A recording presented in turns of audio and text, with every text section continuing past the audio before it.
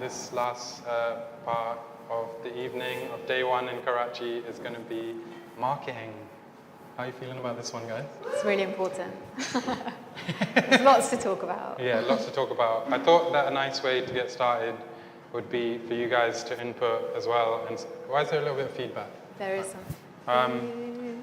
For you guys to input as well. And the question is that we're going to start with is what are the different ways in which you can market yourself as a DJ or a producer or an artist. So if you guys just shout them out or put your hand up and say them, I'll write them all down. And then we'll go through each one in a bit of a deeper dive. You guys cool with that? Yeah. Sure. And you guys feel free to shout them out as well, yeah? Okay, they can go first. Okay, anyone got any? Any ways of marketing yourself or letting people know about yourself as a DJ or as an artist or a producer? Instagram? That was always going to be the first one. Yeah. Okay, so the I doesn't work on this. Oh, I got it. Oh yeah, the I doesn't work. Control V. I got it. I haven't got the letter I on my computer or the number 8. So. Also, that's. And you also have to drag it into focus. So if you drag that sticky. Yay! And then maybe make the font like 10 times bigger. You do that, please. Yeah. So. Oh. Now I know what lecturers at university are like this. Any others? Huh? So giving workshops to people. Okay, cool. Do you want to write that down? Yeah, go for it. Oh, sorry. I'm so sorry. You guys. Maybe Manara should type because she knows how to do the magic eye. I mean, No, you got it. It's just copy Apple Control But V. then it's always a small I. Yeah, like some artists tweak. Okay, I'll do it. Oh my god. I'll do it. I've got it. I'll have to practice. Okay. All right, so any others?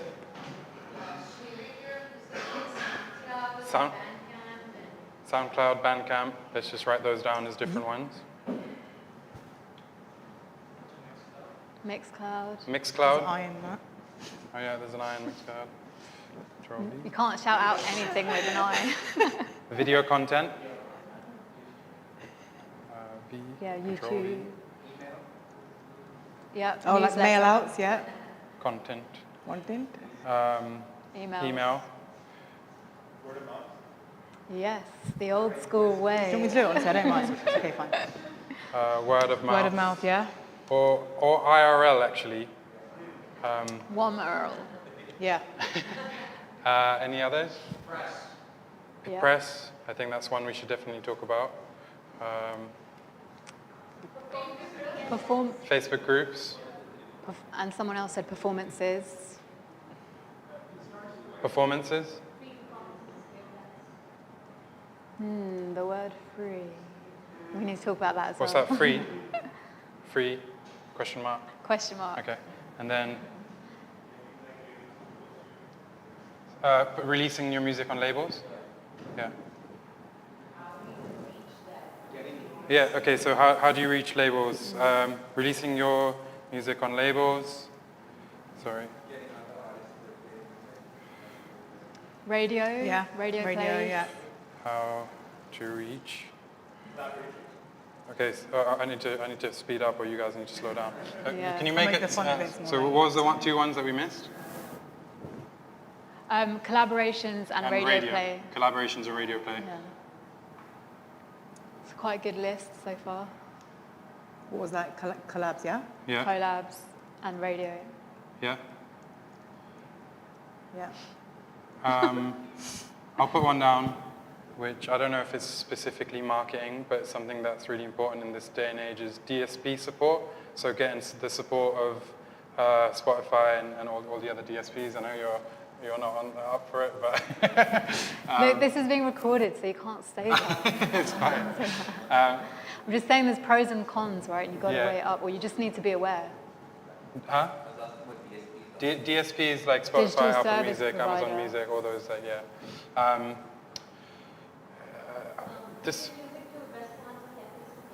Yeah, definitely. Restaurants, cafes. But I think what I'd put that under is wider just sync, which is when you've got your music and advertising or any other TV things like shows. that. Yeah. Playlists. So I'll just put that in the same thing. And then no one said TikTok, but I think That's the next that's gen. like, Yeah. anything else? Sorry? Remixing. Yeah. Remixing? Remixing, yeah. What were you going What to were say? you I'm going to put that next to collabs, yeah? If I put Yeah. remixing next to collabs, just because Yeah. it's like similar. Rebecca was going to say. Rebecca's. Yeah, distribution. okay. Yeah, distributors. Distributors, okay. Cool. Yeah, I We've think we got got email. emails. We got email on there. Anything else? Merch, yeah. That's a good list to go through. I Yeah. think. Yeah. It's on, yeah. So that you can see it all. Thank you. So like I think like even just that in 5 minutes we've come up with like such a good list. So it just shows you that there really is a lot of ways of getting yourself out there, even without having a local music scene. You know, everything is done digitally and on the internet these days. And like what I was saying earlier, I think it's just about being really consistent across the board when it comes to marketing and just getting yourself in front of people as often as possible in as many different places as possible, which I don't think all of us do. I'm not on TikTok. Like, it's actually really, really difficult. Really hard. You Yeah. get Like, if yeah. you're trying to make music and you're trying to DJ, you're trying to do all of that, but also all of this, it's a lot of work. Yeah. But I think, you know, it might be nice to just, I don't know if we want to go through each and every one, but Yeah, or it might be useful to see if people have questions about any of these topics. or which of these you're most interested in. We Yeah. can talk about that a little bit and what Or our we do, own or what we do experiences. on each of those. Like Yeah, I think yeah, that's good. So maybe start with Like, Instagram. Because we're all Yeah, or different. we all just do give your different like things as well. 101 Yeah, Yeah. on all the different things. marketing yourself. Okay, Instagram. We'll start with that one. I think like so many DJs that I've seen become successful have been ones who just ended up posting pictures of themselves on Instagram very regularly. And there's that whole thing of like, sorry, it's funny, but it's true, It's isn't true, it? yeah. Like, it's like, Sad but true. it's like, it's a very visual platform. So, and I think sometimes, like, it's not just about posting pictures of yourself, but if your page becomes unique and somewhere that, like, you know, people kind of know what to expect and you're working the algorithm in that way, then, you know, it can be really beneficial for you. There's a couple of Instagrams that, I don't know if we'll be able to get them up on the screen, but maybe you guys can make a note of ones you want to look at. There's someone called Elijah, whose Instagram I follow, and he basically posts a yellow square, kind of similar to this, every day, and it's like just a few words on it. So that kind of in itself is proof that you don't have to just post selfies, but if you do something really unique and something that's like really consistent, it can have cut through the algorithm even if it's not what usually just like the vain selfie or whatever. But me, I just post, not selfies, but like, you know, get press shots. So say if I've got a gig coming up, I won't post just the flyer of the gig. I'll post a picture of myself first, and then you swipe across to the gig. And then another one I really like, someone whose content I really like is a DJ called Nuria, who plays kind of Middle Eastern and Swana music.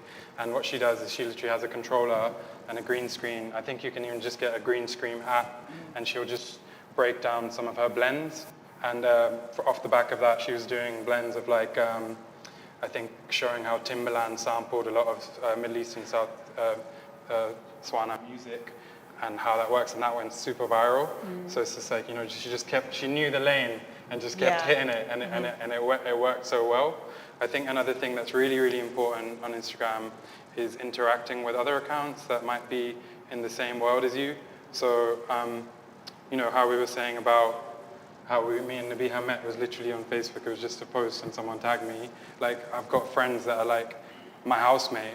People ask me how I met her, and it was through a message on SoundCloud, literally, and now we live together. So it's just like, you know, I've like made lifelong friends on the internet. But yeah, maybe I'll just take a little break and you guys say some stuff about Instagram. Yeah, I think, like I said, it wasn't around when we started out, and then it's become like slowly a thing that you kind of have no choice but to embrace. And I think also you have to be aware, like, you know how you were saying you'll post a picture of yourself. If you don't, the algorithm, the app will punish you and your things won't get as many interactions. Another thing I've noticed is on the weekend, people don't interact as much because they're out or they're off or they're busy.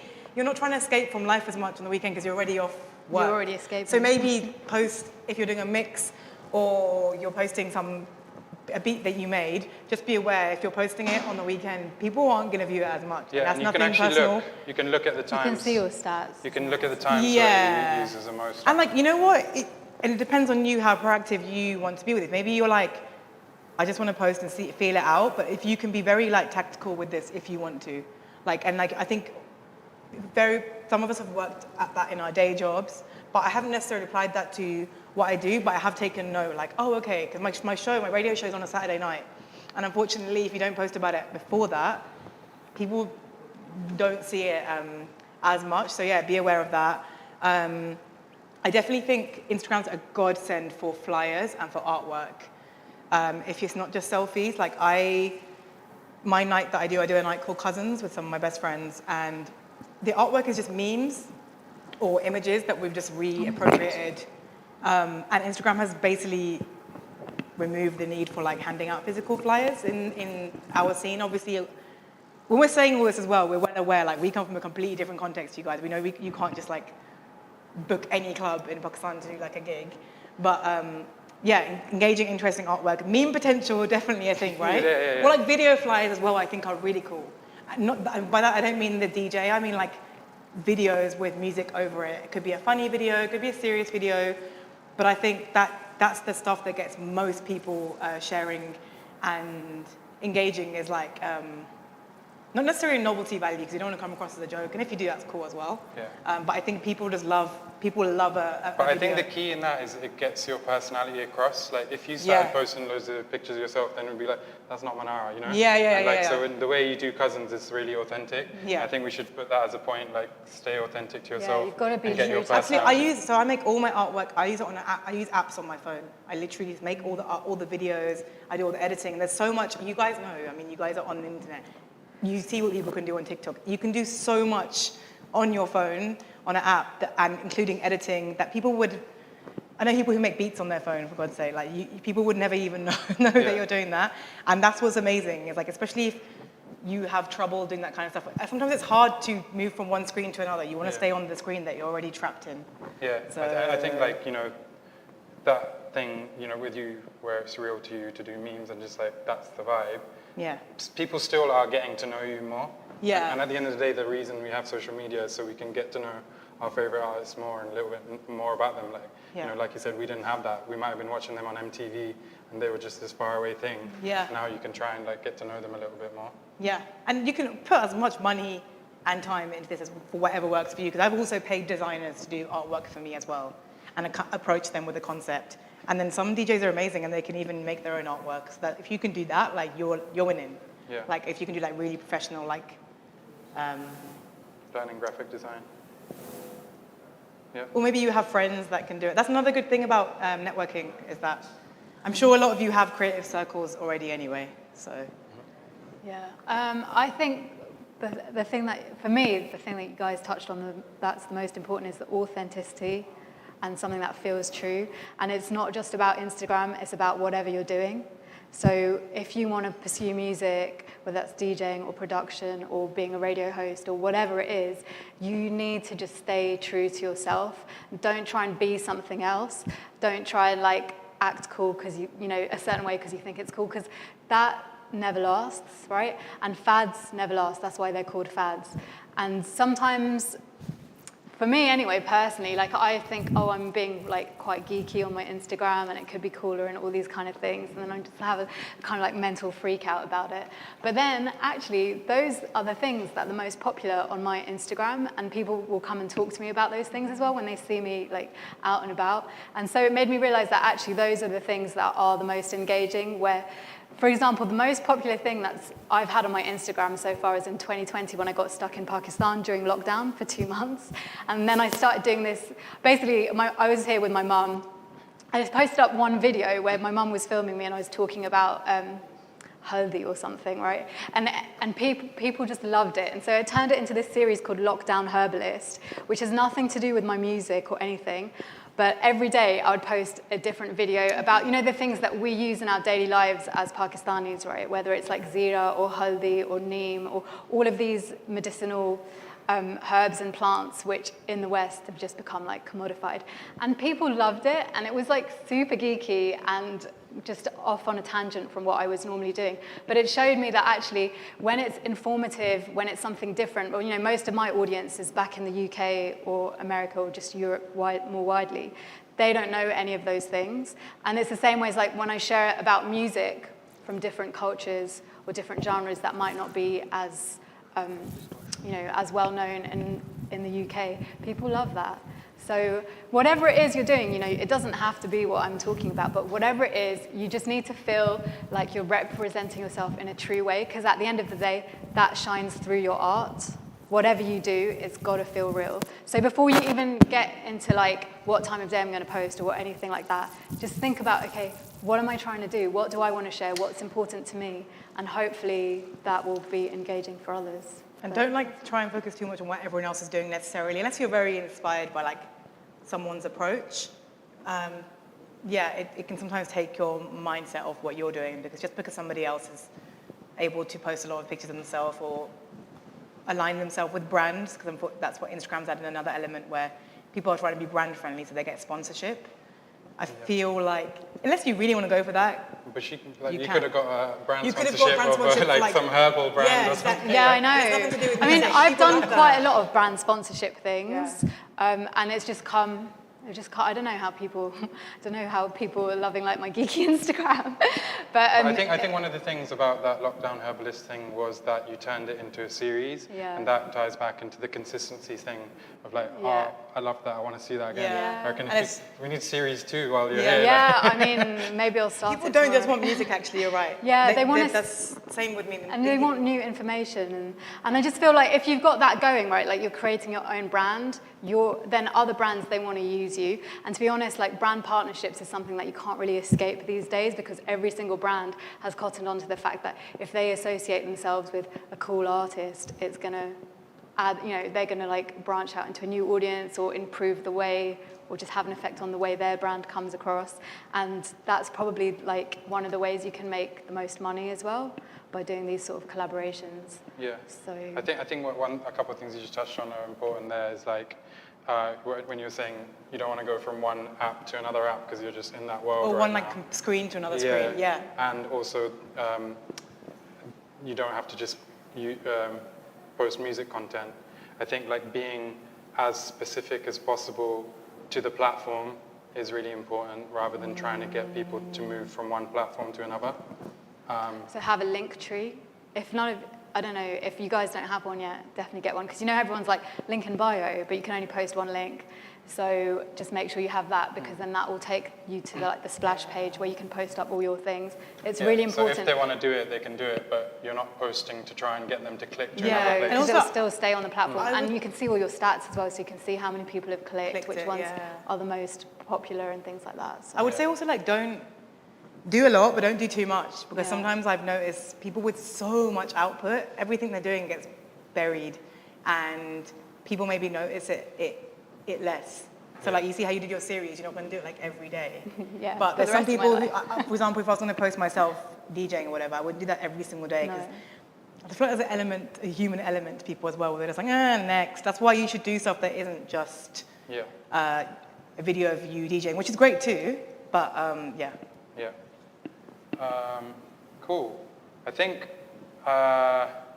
we could either try and just chat about which one we'd want to talk about next, but I feel the platform, SoundCloud and Bandcamp. Yeah, I feel these next would be good, because it's very, very relevant to music. Definitely. SoundCloud's how everything started for me. I think. It's pretty much the same, and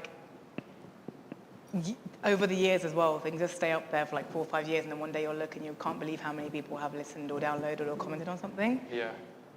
It feels like more community-ish than... There feels like there's more interaction on SoundCloud as opposed to Bandcamp or Mixcloud. Also because I guess Yeah, it's just got a different, maybe a bit more established. I don't know. SoundCloud's just been around for quite a long time now. So, and it's, you know, you can message people quite easily. Yeah, and I feel like everyone I know uses, when they're on a road trip or they're out and about or at the gym, if they're not using Spotify, they are going to be using SoundCloud, and that's where they find stuff that's not maybe legal, or it's the edits or mashups and stuff like that. And there's crazy stuff that I found on there that I haven't even ever downloaded because it's not available, and the DJ won't even reply because it's the most random. It could be some random person in like Lithuania or like India or anywhere, and the coolest producers on there, like bedroom guys, right? Who have day jobs. Exactly. And no ambition to be like some big guy. They're just geniuses. They have like a formula, and they have, I don't know. Yeah. I think like one way that I found using SoundCloud really beneficial was, because at one point I was doing 3 radio shows, like internet radio, like doing per month, like Bellamy, Represent, and NTS. And it was just like so much. And you're doing BBC 8? At one point I was, right? But then sometimes I'm just like, I'm doing all this radio and it's just disappearing into the world, and I don't even know if people are listening, and like it doesn't live anywhere online. So with my Bellamy show, I made sure I got the recording and I put it on my SoundCloud every month, and I saw that working so much better. And it's going back to that thing of consistency. When people know that something's going to come at a certain time in each month, then they're going to wait for it or going to look for it. But yeah, I think for me that's what, like even with the BBC Asian Network ones, I wanted to put them on SoundCloud. Yeah, you know? And they sent them to you. I asked for mine ages Because ago. the good thing about SoundCloud is things are going to expire after a month. You can actually keep stuff on there for like forever. Yeah. And so I have mixes from years ago on there. Yeah. And Sometimes I think, I even hate them after a few years and I take them down. That's just me being an idiot, delicate artist. But I think like the benefit that I got out of putting them on my own SoundCloud was so much more than what I felt from the audience of Bellamy or any of the radio stations I was on. And it made me have kind of like ownership. And what it made me think is that you don't need to be on a radio station if you haven't got access to one. There might not be one in Karachi or whatever. The ones abroad might seem a bit out of reach. Some people might not reply to you. You could just start your own mix series and promote it really well using all these other things that we mentioned, like make some really interesting artwork for it every month and just keep putting it out, and slowly you will see an increase in like listeners. People love the theme. Like the most popular mix on my SoundCloud was probably like an Eid one that I did. And like, it just after years and years, more and more people discover it. Yeah, actually, like talking about that, you've done like really specific shows where you only cover a certain type of music. And those are the most popular. My most popular show on NTS to date, in the whole 9 years of doing it, is one I did on Muslim jazz, which is a really niche topic, and it was also for Eid. So I was looking at African American jazz musicians who all converted to Islam during their careers, like in the 60s and 70s, because there was a big movement really tied to the politics and civil rights at the time. And I think it was niche, no one had really covered it, spoke about the jazz musicians, played the music, and that by itself went really viral. And it was great. And then that's what I'm coming back to, because I think people hear the enthusiasm in what you're doing because it's a subject that I really cared about and I just found out about, and I wanted to share that information. And it just worked. I would say that now that I'm saying it, the biggest thing for me was actually a compilation that I had featured on. It was for charity, and the concept was before I had my full-time radio show. We were monthly, right? We were all of us at one point on the Asian Network. And every month I would get a new producer to take a Asian sample, could be Bollywood, could be not Bollywood, and flip it. The idea was they had like 2 or 3 days. And the art, I feel like it's not only the artist, but the artwork, which is done by Ahmad, who's a really good designer. He sort of made it, I had the idea to take the Laziza biryani packet, Photoshop it, but he did it really well. To make it the whole artwork, and he did it perfectly. And I was like, whoa, this is when I realized, like, you don't have to have a picture of a person. People love a concept. They love, like, a bit of humor. And it's memorable for them. And, like, we made so much for charity. Yeah, and I think that's and so many people paid for this. It wasn't cheap either. It was like £10 for the whole thing. Yeah, and I think that is something that DJs who don't produce could do. Yeah, absolutely. So, so you're curating this compilation. You're asking your friends for either remixes or tracks that they've got, and you're the one putting it out, so it shows people more about you as an artist. Yeah, definitely. It's a good way to it's like a community, as well. Totally. Anything else to say about Bandcamp, SoundCloud, or Mixcloud? Also, if you yeah, go on.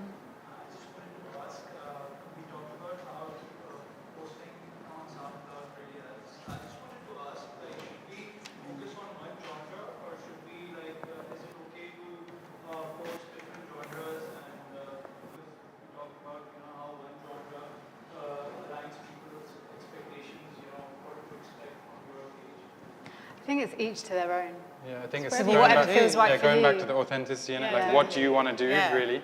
Like that's So, and you might start out even being like, I can only do this, and then eventually you'll find out yourself, maybe I can do this and that. Like yesterday, Ahad was like, well, I've never heard you play a style of music, but it's because we're never going to have heard or seen everything we do.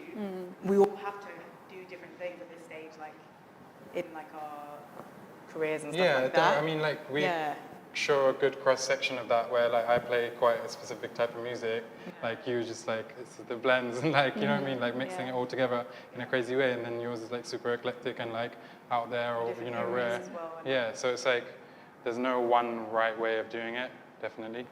Yeah. Just post whatever feels right. You know, if you're happy with it, just post it. Don't think about, oh, it needs to all be concise and homogenous. Just, yeah.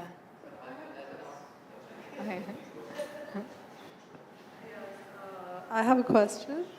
So I wanted to ask that how do you feel the music scene is for compared to the US and Europe and Pakistan? And secondly, how can Pakistani artists go international and make a name for themselves from here, given the current situation and market?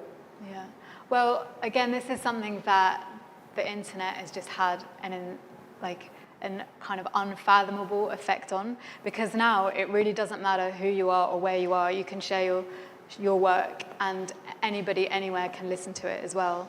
And this is what I was mentioning in the last talk about how perhaps someone in the scene here in Karachi, or just like maybe like someone, a kind of group of people amongst the big cities, could set up like an interesting youth culture platform that showcases the best creatives, or like just different things that are going on in this country, because there's so much to share, right? And then now all these social media tools, you can just use them, and at the end of the day, no matter what you do and like how much you stick to the script, there's always like a little bit of luck involved, right? Yeah. Like, and nobody can tell you how to do that or how to make something happen, because it really is like, are you at the right place at the right time? Who's listening? You don't know who's listening to your music or your mixes, and it could just be one person who has a label who hears something and they're like, oh, okay, I want to play this. Or you play someone's music on your radio show and then it gets picked up by a label.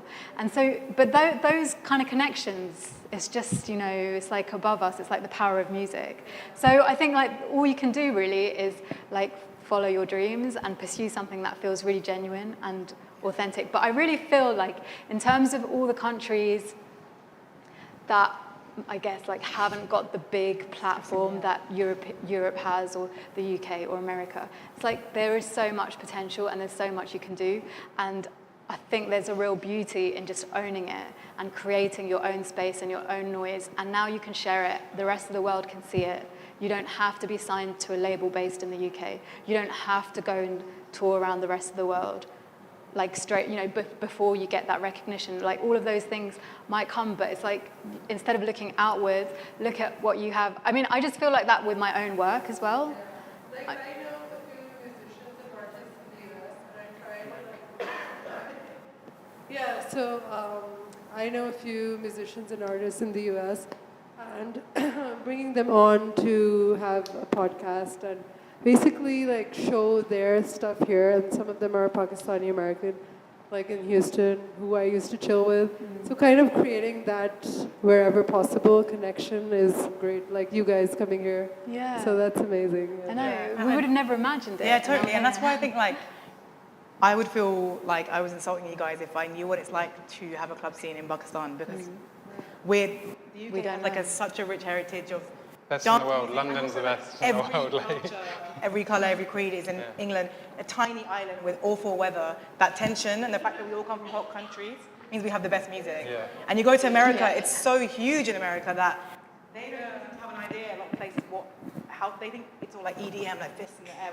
House music is black music that originated from Chicago and Detroit, right? And America's so big that context gets lost, so it's kind of like, that's why they had this, like, some people, not everybody, but like, I played random events in America where they can have a really strange view of what dance music is. But again, with the internet, things have changed. We can play like our UK sound out there, and they love like house from the UK and grime and that kind of music. Yeah, they love it. I think like visas obviously inevitably play a part in all of this in the whole world, right? Yeah. Like we have the passport, yeah, so like, so, what can we tell you guys? Like, yeah. oh yeah, it's really easy. Yeah. Let's book a tour. Yeah. Yeah. But there's, you know, schemes and things in place that can help you get around it. Like This is the start as only well. This is the Us start, connecting but- with you guys. yeah, like you know, grants and different Yeah. programs. Like one of the things I'm most proud of we've done with More Time Records is there's this artist in Ghana who's literally from like, you know, the hood in Ghana, and we released some of his music. Some of his music ended up in a Samsung ad that gave him enough money to get an exceptional talent visa, and now he lives in the UK. And that's changed his whole entire life, Yeah. right? So you do hear about these things, and there is stuff, but it's obviously so prohibitive for so many reasons. Visas. If you don't have a local scene, then how are you going to grow yourself? I think a really cool thing is venues. guest on people's shows as well. Like a lot of people who have shows on NTS and Yeah. BBC and I mean, I have guests on my shows, and all they have to do, as someone who has a show and a platform, all somebody has to do is send me a mix and say, hey, can you listen to this? Yeah. And that's the best, that's a good way as well to yeah, actually. reach out, because a lot of people, they don't want to do two 3 hour show by themselves. It's nice to have a half an hour dedicated Yeah. to a guest. And Yeah.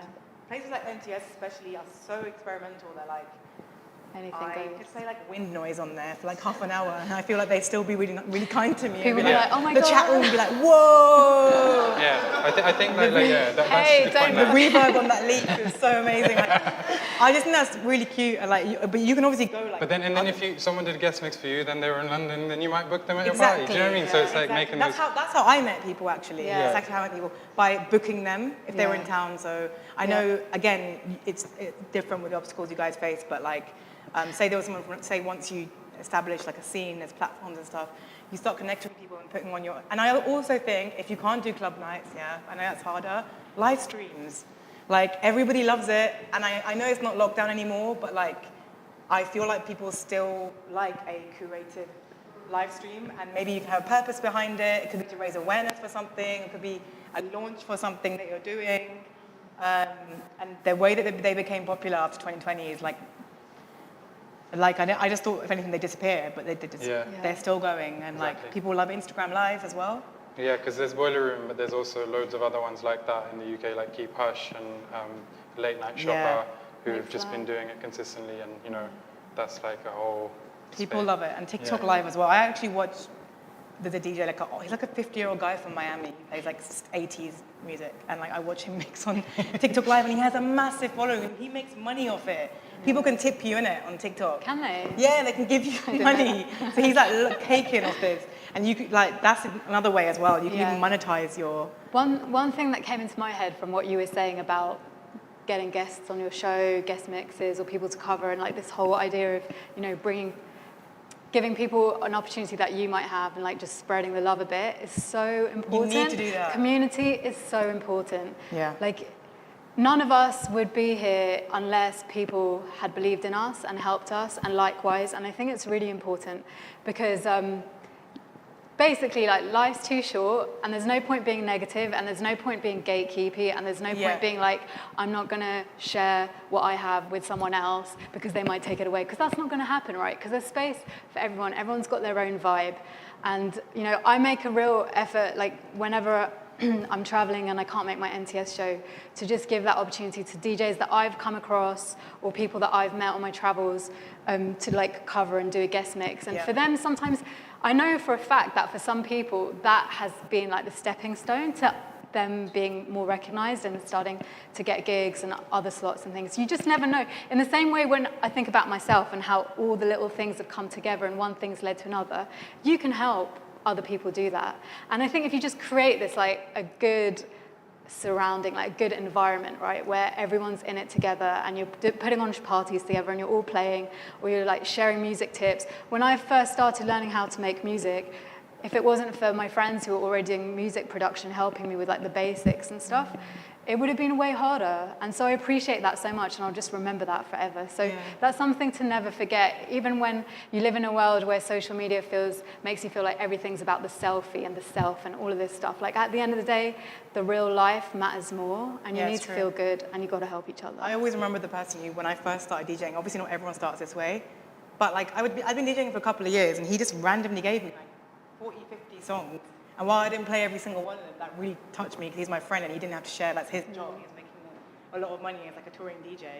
And then I was like, oh my God, you have to just be generous and not gatekeepy with stuff. As long as the more generous you are, the more you get back. And I feel that in the world of music, it's really true.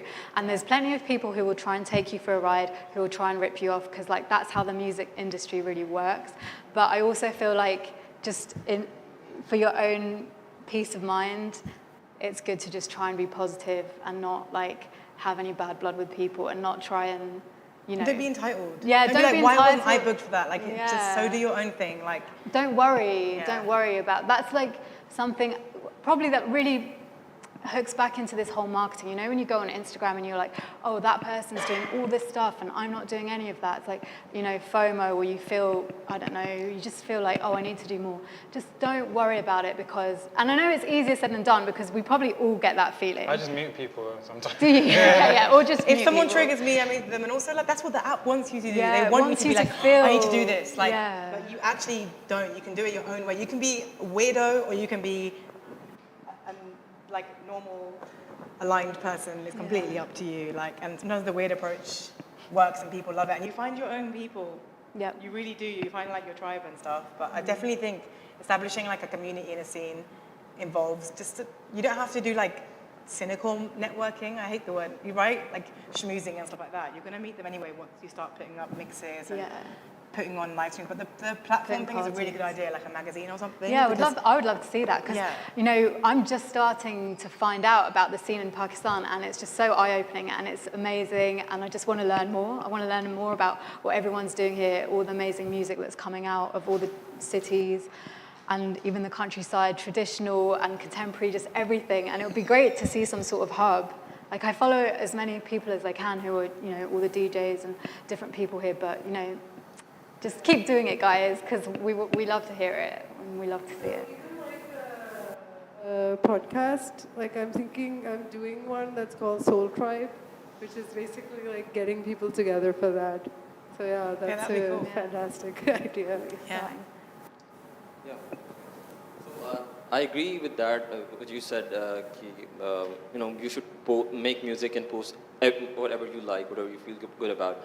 But don't you think, as an artist, not as a DJ or producer, as an artist, as a performer, you should be focusing on one genre? Like, we don't see artists like focusing on a lot of genres. So don't you think, even if you are good at it, so do you think we should go with a lot of genre?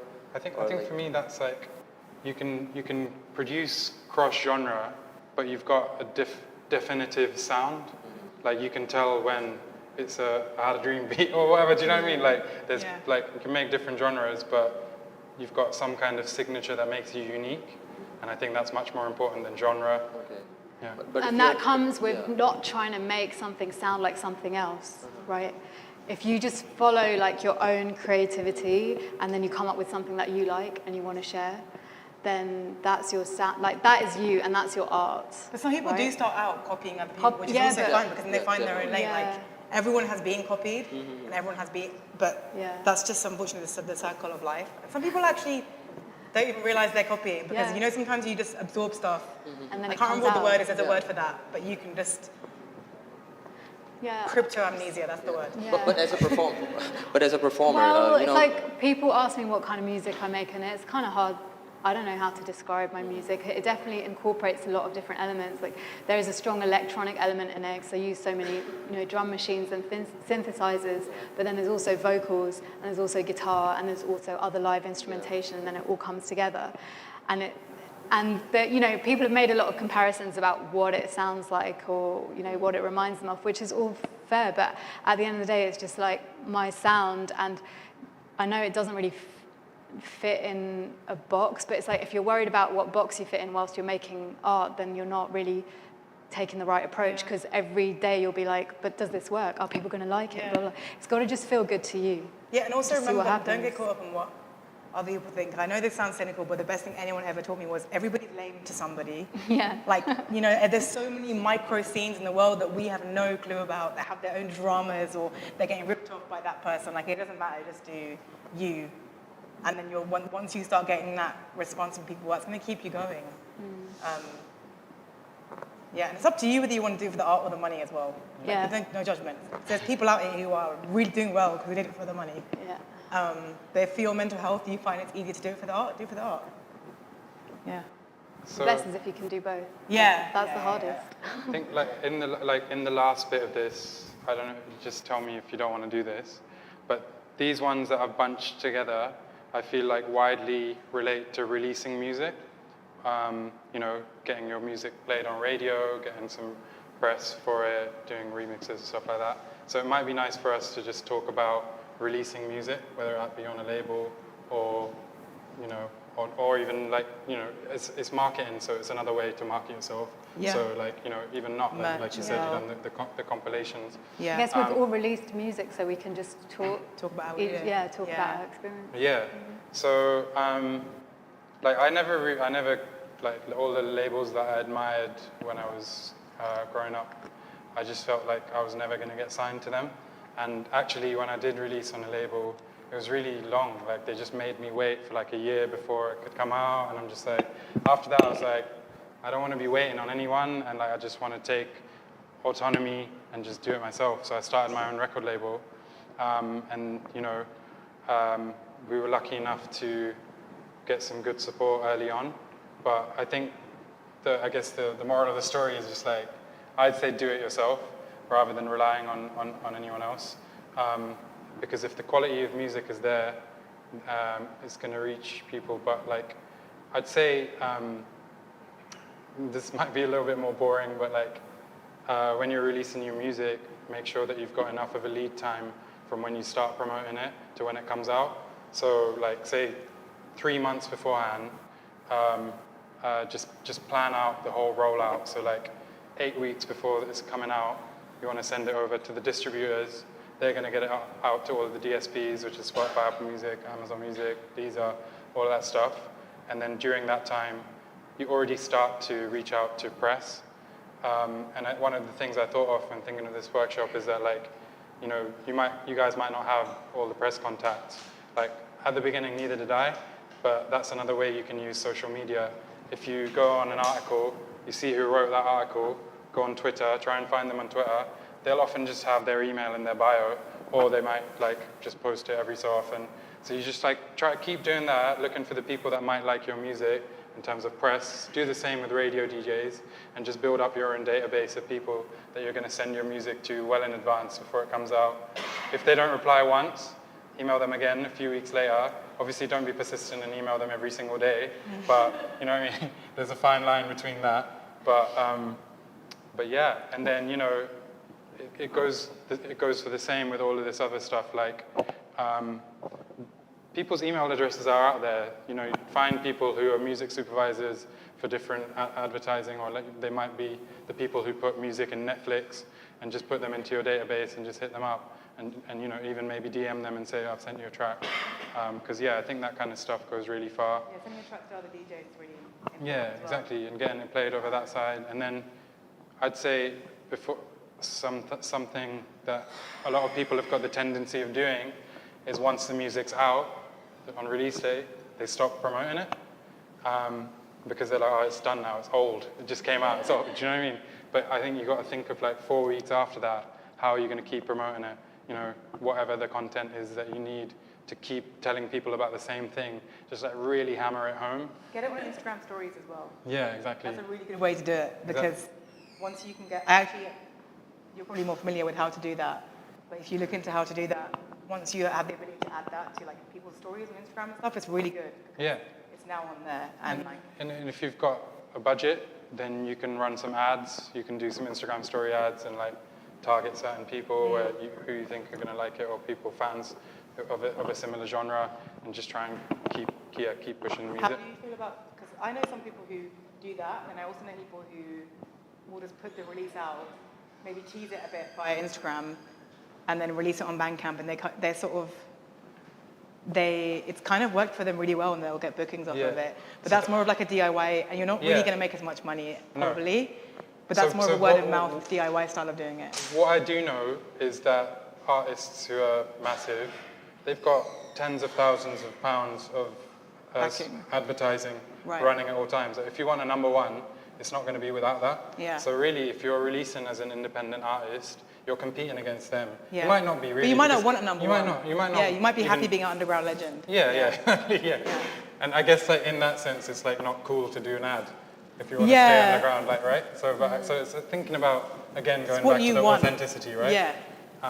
But yeah, I think it is quite disheartening when you know how much these people spend on their music, like from the major labels.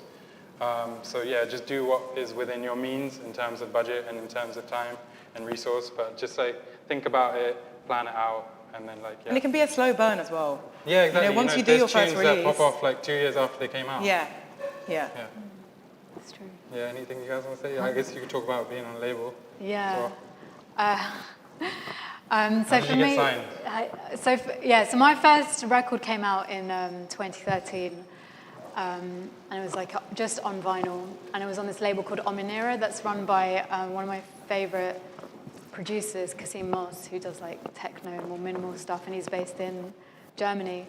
And this is what I was saying about like the power of SoundCloud, because I think he just sent me a message on that, but under an alias, so I didn't even know who it was from, just saying, oh, I like this track, would you be interested in talking about a release? And we had some emails back and forth, and then I kind of realized who it was, and I was like, oh my God, that's cool. But had you ever sent demos to other labels before that? No. So this is, and then I think he found out about me through my NTS show, and then I think he was just sort of like exploring, then found my SoundCloud, then heard some tracks, and then got in touch. So, you know, this is what we were saying about you just got to put stuff out there. You never know who's listening, who it speaks to, who wants to get in touch. And there's no way of really, you know, giving you a formula for that. I think with that, because they discover it themselves as a label A&R, I know they're more likely to sign it than if you send it to them. Weirdly. Right. So, True. do you know what I mean? There's like, it's something about the this issue. human psyche where people care more about things that they feel like they've discovered themselves rather than stuff that's being like shoved in front of them. And it's true that maybe, I don't know what it is about it, maybe just get more excited where you just stumble across something, but that's true. And I don't know, the way around it, I guess, just share your stuff, put stuff out there, you know, don't feel too shy. Just, if you feel like you've created something that you want to share, just share it. You never know what's going to happen. But, so that's just my story. And so then that first record got picked, came out, and I guess because it was on. What was that rollout like? Were you happy with it? He's like kind of more of like an underground like cult figure. And it was on vinyl as well. It was only on vinyl, and like his social media is like quite minimal and kind of weird, like esoteric stuff. But because he's got his own like quite strong following. And so people look at what he puts out on that label. So I think from that, people were like, oh, what is this? And then this other label called No Pain in Pop, that's an independent UK label, then kind of like I got on their radar and they got in touch. And then I put out 2 EPs with them. And they'd put out people like Grimes, like back in the day, and like Night Jewel, who is another amazing producer I love. So when they got in touch, I was really excited about working on that label. And then when those records came out, just did their own thing, then it just so happened that one of the A&Rs at Ninja Tune liked those records, had them on vinyl, was a fan. And then a friend of mine was like, oh, you know, like if you put out any new music, just send it my way, because like I also work at Ninja. And he was, I don't know what, he was like quite junior, but he was producing my NTS show, so that's how I knew him. So when some new music was ready, I remembered he said that, so I just sent it to him, and then he passed it on to the A&R guy, and the A&R guy was like, oh, I already know about Throwing Shade, because that's the name I was using at the time. And then he got in touch. So, you know, you just never know where anything's going to lead. I had no idea. Ninja Tune was one of my favorite labels growing up, like, and then when they said that they wanted to sign me and do a release, it felt like, you know, it felt really surreal, and I think, like, to this day, I'm still the only female South Asian, like, they've ever put out on that label. I I wasn't doing that for come applause. on. But you know, it felt like a bit trailblazing. And like I said earlier, I had to just deal with a lot of clap back from people who are like, oh my God, what is this? So like, she doesn't know how to produce, blah, blah, blah. But you're always going to get that if you're not the status quo, and you just have to ignore it. But so with that, in terms of like bringing it back to marketing, I lived in Australia for a bit, and I was listening to the radio, and they were like, coming up next, we've got an interview with Nabihah Iqbal. I was like, so you're getting played in Western Australia on regional radio, so they clearly did a good job, right? Yeah, so the thing is, like, I think it's good. There's a lot of pros and cons to whether you work with a label, whether you set up your own label, whether you release your music, and I think they probably weigh up pretty equally. What I had, when you work with a label that's established, like Ninja Tune, they have everything in-house. So they have their own press and marketing team that have got already all the contacts for like all the music mags and newspapers and things. So they'll be sending that out, and they've already got the rapport, so they know who they're dealing with. They also work with radio pluggers on the regular who are sending out to all the different radio stations, not just in the UK, but across the world. And then There's got all the infrastructure there ready to like just bang it out. Yeah, I mean, I definitely think that there's like variation in what they do for different artists. And, I've never had a manager, so I've done everything myself. And I definitely feel like there's been times where I wish I had a bit more like industry knowledge about like what I wanted and like my demands and things like that, which maybe would have come from like working with someone. But, it's hard to find people that, like, if you're really focused and serious and dedicated to your work, the person that is representing you needs to be the same.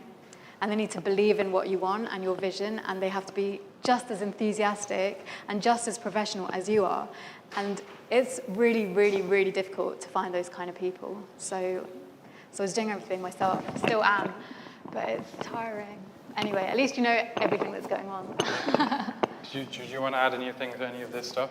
Merch, always good. I guess as someone who's got a radio show, how would you want people to see it? Okay, so the best way that I respond to music is someone just sending it to me. I still buy a lot of music as well. And obviously when you've got a weekly radio show, you want it to sound fresh. You can't play all the same songs. So that's why you rely on people to send you music. And sometimes, don't get me wrong, I might not even see the email until the person chases it up. Or maybe I'll ask them for a song and they'll be like, I emailed you like 6 months ago. But that's nothing personal, it's just because we get like a lot. Any DJ or any person on the radio show, like I get so many songs sent to me. And I just noticed some people, if I gave them like their first play or like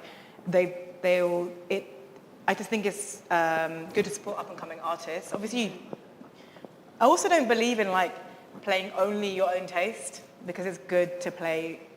I can still recognize something that I wouldn't necessarily play in a set. Because you can do on the radio what you can't do in the club as well. Exactly. In the club, you kind of have to keep the narrative going and read the vibe of the crowd. Whereas on radio, you can literally play completely different genres next to each other. So you can play something from a band, or like. If I played some of the stuff I play on the radio in the club, trust me, exactly. the place would be empty, right? Like Mongolian throat singing, people are like, Totally. But it's really good to have those two worlds, because like you can share totally different things. Yeah, in it's both good of as those. well for your outlet. Because I think I would go crazy if I was only playing in clubs, because the radio is so much calmer. While I do have like clubbier segments, you can get weird on radio as much as you want. And also, merch is great. I make a lot of stickers. Yeah. The filet of fish power. I don't know. Yeah. So that actually did really well. You should have bought some with you. I was gonna, and then obviously because everything is halal here, right? But in the UK, this is considered to be like the Muslim burger, and unites all the Muslim diaspora from like all countries. And even though supposedly it's probably fried in the same oil or whatever, I just feel like that kind of united. And this is like two hookers in love, as in shishas, not hookers. And stuff like that. And have you got your biryani sticker? Yeah, the biryani one as well. With like a. You guys can show me where to get stickers printed in. But stickers, I was actually surprised. People love physical. Yeah, they love in the age of the internet, right? People love limited edition like tapes or like T-shirts or stickers. And like, I think I really just underestimated the reaction. I don't know about you guys, the reaction to stuff like when Sana, who did the amazing artwork for this whole, like the stickers she'd given us, she made these. I was like a little kid, when you get like a physical item, you're like, oh my God, yay! Posters, everything. And I think it's really cool that we haven't lost touch with the stuff that we like in the real Especially world. in the age where, like you said, streaming isn't a viable source of revenue. Yeah. Like, if you make merch, you'll make a much bigger profit margin on it, and like, Yeah. it can be a way to survive as well. Yeah. And that's where setting up your own label comes in, because then you're basically in control of everything. So You've got the you're audience, releasing the you music. sell the merch to them. Your t-shirt is the coolest, like the, More time. yeah. The more time one, yeah. Yeah. And like if you can find an artist to collaborate with. Yeah. Yeah, so don't underestimate better. that. It's like I've been working on the second album, but like halfway through my studio got burgled and I lost all my work. I had to start again. Then I found like these demo versions that I'd saved on a private SoundCloud that I forgot about. Then I kept pestering Ninja about like letting me release it just by myself on Bandcamp, because there were ideas that I wanted to share, and then they were like, okay, fine. So I put it out, and it was the first time I've released my own music directly, and all I did was post about it on like Instagram. And the response was just amazing to see. And I made all these like special limited like hand printed CDs as well that all like sold out really quickly. And just the support was amazing. And then it made me realize, okay, like that is also an avenue to explore about. Like if you've built up your own fan base and like the internet just connects you directly with them, right? Like now you don't really always need the middlemen. Yeah. Then that's something to explore as well. Yeah. I think we're coming up to the end of Yeah, we need to to be wrap honest, up. yeah, we've covered loads, but obviously there's loads of other things that we could talk about. But I guess you lot will be here tomorrow as well, right? Or even if you're not, you can just contact any of us on socials. Yeah, or absolutely. If you've got a question about anything, because it's impossible to cover everything in one go, and you might think of something later. You're like, oh, I should have asked about that. So don't worry, and also feel free to chat to us tomorrow as well in the breaks or before or after. Yeah. Well, good. Thank you Yeah. so much. Thank you.